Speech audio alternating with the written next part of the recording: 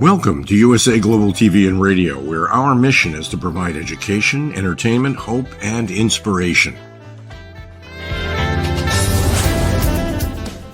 USA Global TV and Radio connects you with experts and audiences all around the world every single day to help you succeed in business and to live a richer life.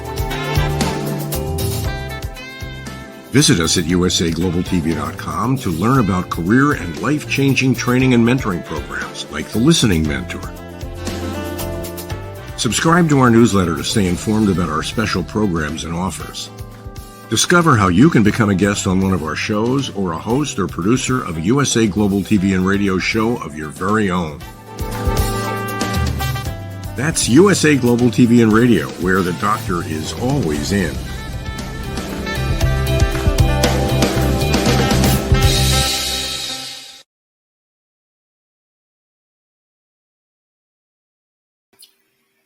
Hello, good morning, and welcome back to the Compassion Project. My name is Dr. Danielle Lord. I am your hostess, and today we're excited to bring guest Marcia Newman, who is a voice coach and works with folks to find their voice. And I think this is particularly important as we understand how trauma is all around us, it's impacting us, and how we can recognize it so we can move through it and together ignite a compassion evolution. So please join me in welcoming my guest, Marcia Newman. Hi, Marcia. I love your Christmas sweater.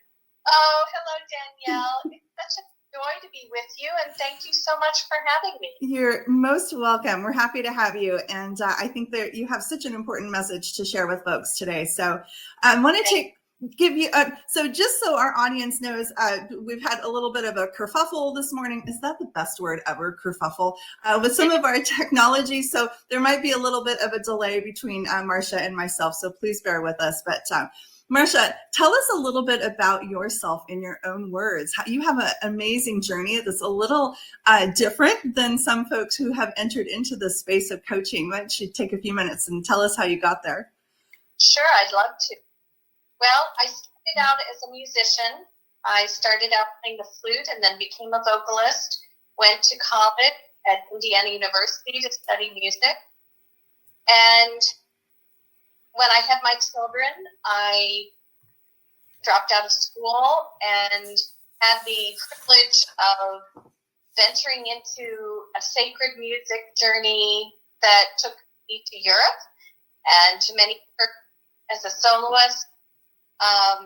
I actually have a CD, and I was a studio recording artist for over 7 years. And during that time, I found a leadership organization, or it found me. And through that organization, I ended up finishing school in organization leadership, went on to get a master's, did some work in organization and leadership in the Renaissance. And what I'm doing now, through that organization, I learned about consulting, and people would call in and ask for it, and I would just know what they were. And so as the organization changed, I hung my shingle up as a coach, and I've had 18 years working with people to find not just their singing voice, but their inner voice, and how to build confidence, executive presence, how to get through trauma. And it's been a wonderful journey. I've done everything from life coaching to career coaching to executive coaching with C-suite people. And for the last 7 years, I've been a coach to medical providers. Not primarily, but I have done work in that space. And it's really been revealing and very meaningful to me. Yeah, well, the medical space certainly is in need of a lot of coaching right now. That is for sure. I've had many interesting conversations with folks about this, but you said a couple things that I just want to touch on really quickly. One, I didn't realize you started with the flute. I was a flutist as well, only through high school though, so not anything professional like you did.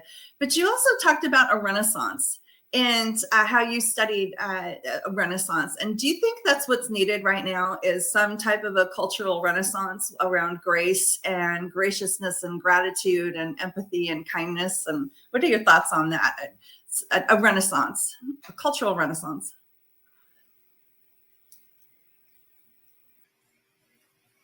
All right, I think we might have lost Marcia's ability to hear us right now. So we'll go ahead and continue on with this.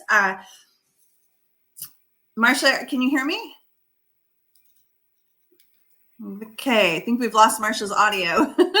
All right, well, Marcia was talking about a renaissance, and I think certainly when we talk about compassion, revealing the fact that we've been living in trauma for as long as we have, I think a renaissance is certainly something that is needed. Marcia also talked about finding your inner voice. I think this is really important, and I know that's a lot of the work that Marcia does in her practice.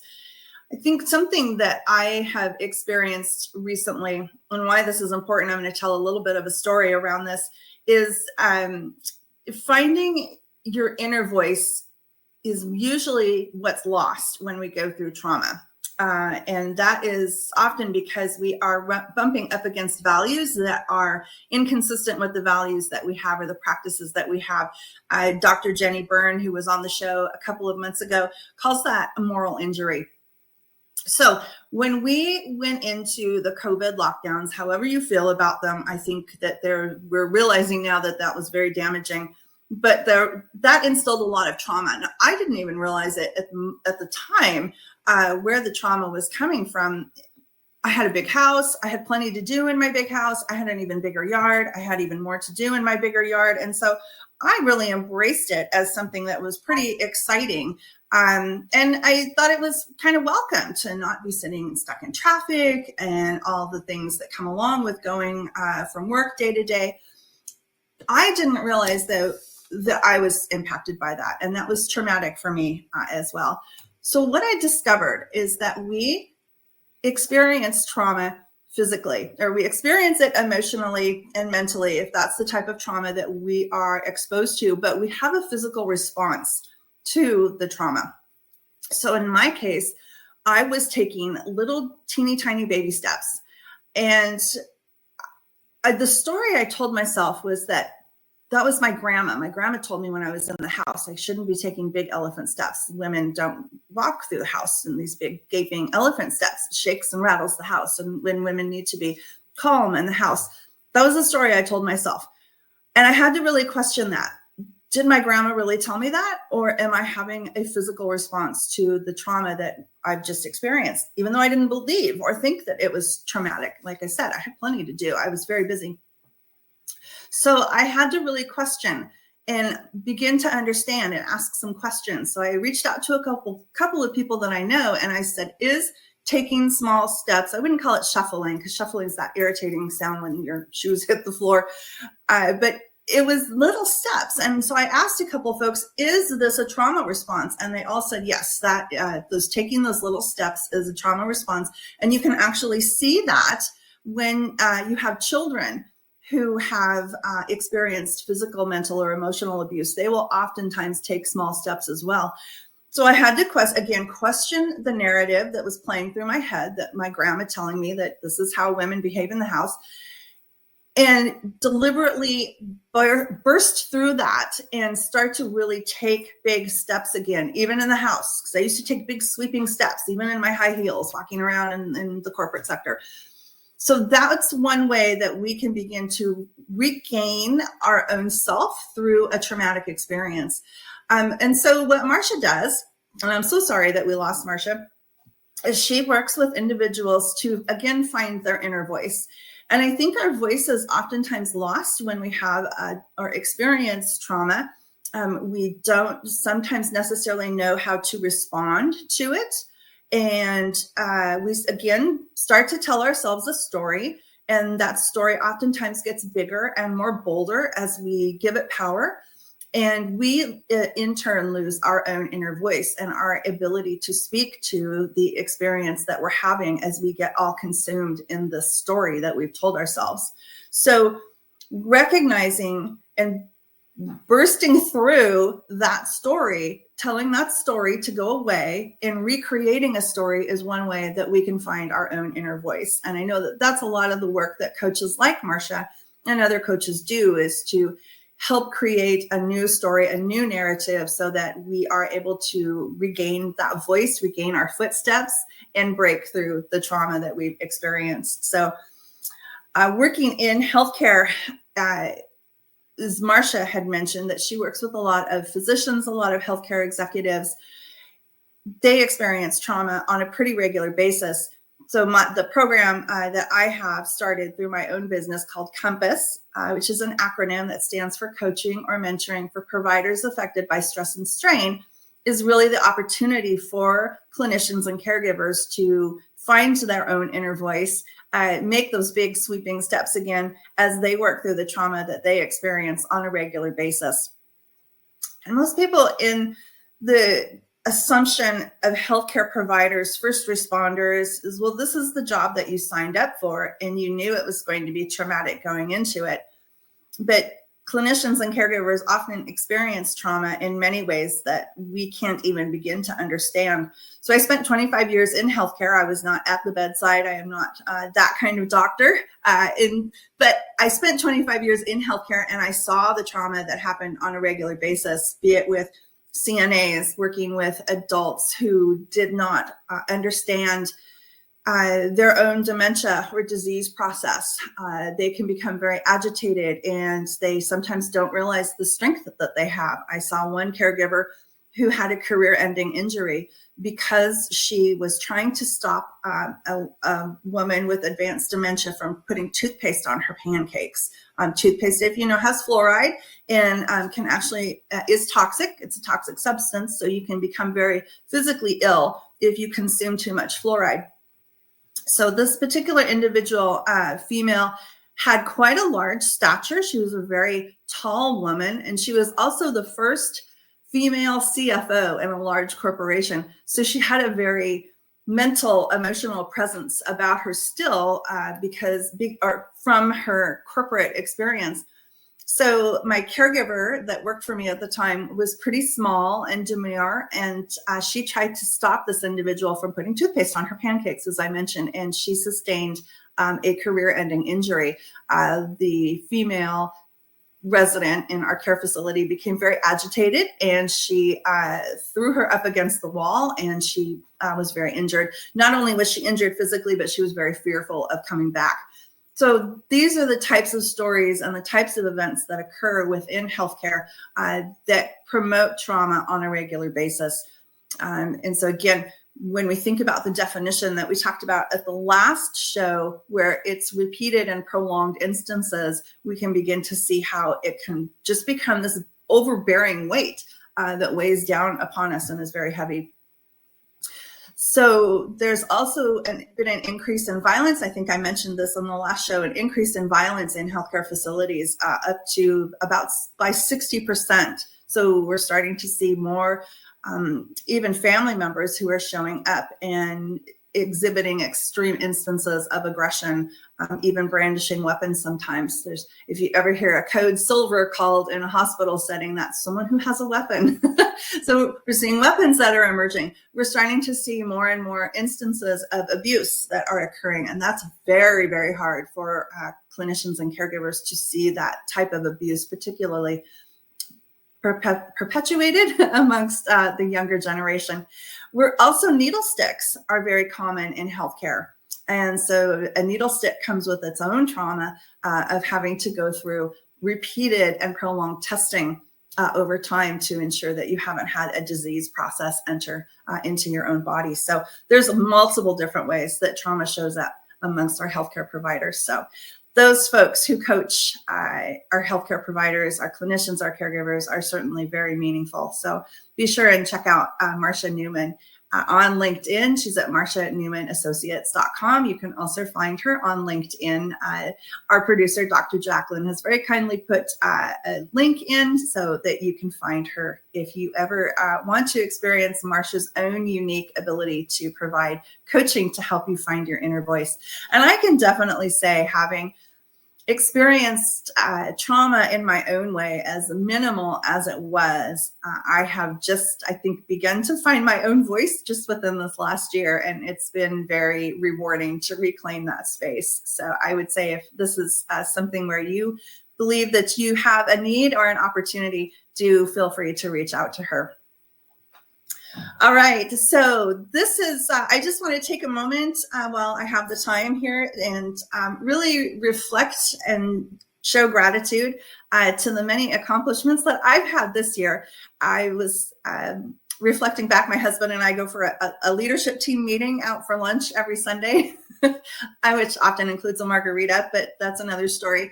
That's helping me get through my own trauma in the grocery store when we go grocery shopping. But I was reflecting back on the accomplishments of this year, and I just want to extend gratitude to so many people like Dr. Jacalyn and USA Global TV and Radio for allowing me this time to come to you, talk about trauma, the trauma that we're all experiencing, and how we can together get through it by starting with ourselves with self-compassion, and then being able to extend self-compassion and grace to others so that we can have that compassion evolution, or a renaissance, as Marcia was speaking to.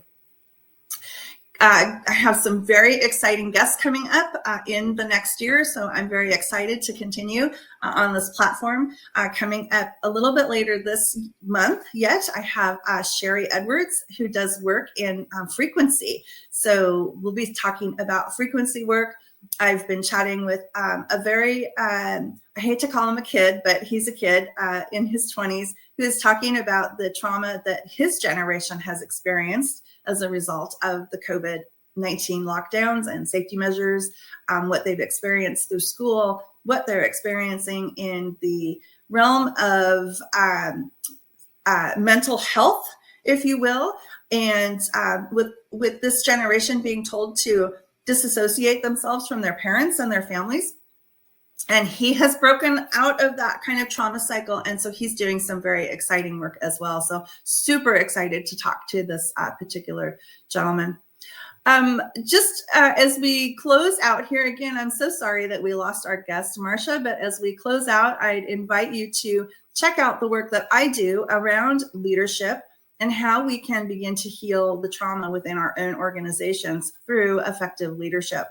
We oftentimes, it's not always necessarily the leadership that creates a toxic culture, although leadership certainly has the ability to shape and maintain culture within our organizations and keep the dysfunction at bay, or bring the dysfunction into the organization, which certainly are ways that folks in our organizations experience trauma.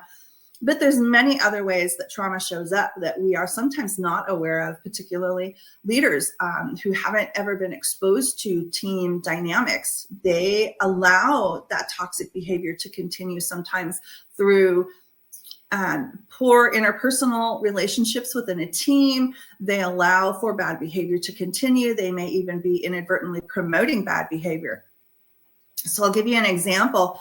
I was in a difficult situation when I was working corporate in a long-term care setting. We had a care setting in Tennessee, I think it was, who the nurses chemically restrained a very frail elderly individual with some very awful medications. So that it was called a chemical restraint. And then because she was slumping out of her wheelchair because she was basically unconscious, they tied her in. So we had a chemical and a physical restraint. Both of those are against the law in most states, including the state where this facility operated. And as a result, this very frail elderly female passed as a result. And everyone in the organization wanted to sweep this under the rug. And I did not think that was okay. So in the middle of this kind of confrontation, if you will, with the director of operations, the CEO leaned back in his chair, put his feet up on the desk, his hands behind his head, and he said, "I love it when the girls fight." So that is a perfect example of how leaders do not intervene when something is happening and they perpetuate conflict within an organization. So understanding how these team dynamics show up in the workplace, what the role is of a leader to effectively stop those team dynamics and allow for good operations is really a lot of the work that we do within my business, my organization. So that's just one example of how trauma shows up within our organizations. We also find sometimes that we have misaligned values. And when we are working in an organization that does not have the same values that we have, we tend to have a lot of conflict, interpersonal conflict. And that's what Dr. Jenny Byrne referred to as moral injury, is when we have instances of being given directions or directed to move in a particular situation around something that, one, doesn't make sense, and two, is against our own values. That creates that sense of moral injury. So that's one more way in which we see trauma occurring within our organizations.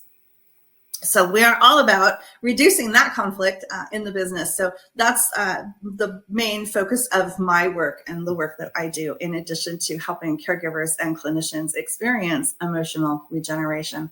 So I'm so sorry again that we lost Marcia, but again, you can find her Marcia Newman, and she's on LinkedIn and at marcianewmanassociates.com if you're curious about finding out how Marcia can help you find your inner voice, which I think is another way that we oftentimes experience trauma, again, is when we put approval over authenticity. And so finding our inner voice allows us to bring our most authentic self into the organization and embrace who we are, not for approval and having to wear a different hat or even a different mask in order to cover up who we really are, but allowing for that own authenticity to show up as well, which is just one more way that we can experience a moral injury or suffer from trauma. So. All right. Well, again, sorry we lost Marcia. And thank you for being with us today as I had my monologue there, a little bit unprepared, but hopefully brought some additional light into how we experience trauma within the workplace. And my whole goal is to eradicate trauma overall, but certainly starting with a couple small steps of ending trauma in the workplace and also helping caregivers and clinicians who are experiencing trauma on a daily basis. You can find me at archetypelearningsolutions.com. Thank you very much to our producer for putting that up. That's my direct email. And things you don't think about when you're starting your own business is how long your email address is going to be. So sorry that is so long. But I'll also give you my personal number. You can call me or text me if you have additional questions. And that is 253-269-2116. So I'll mention it again, 253-269-2116. And thank you so much for being with us today as we entered into this space with some technical difficulties, but I hope that was a bit enlightening as to how we are all experiencing trauma. Again, provide self-compassion for yourself. Self-compassion goes beyond self-care. It's about letting go of the past, embracing who you are, and being able to move forward. And with that, we can create a compassion evolution as we care for ourselves and others. Thank you so much. I'll see you back in a couple of weeks with Sherry Edwards as we talk about frequency and healthcare. Thanks, everyone.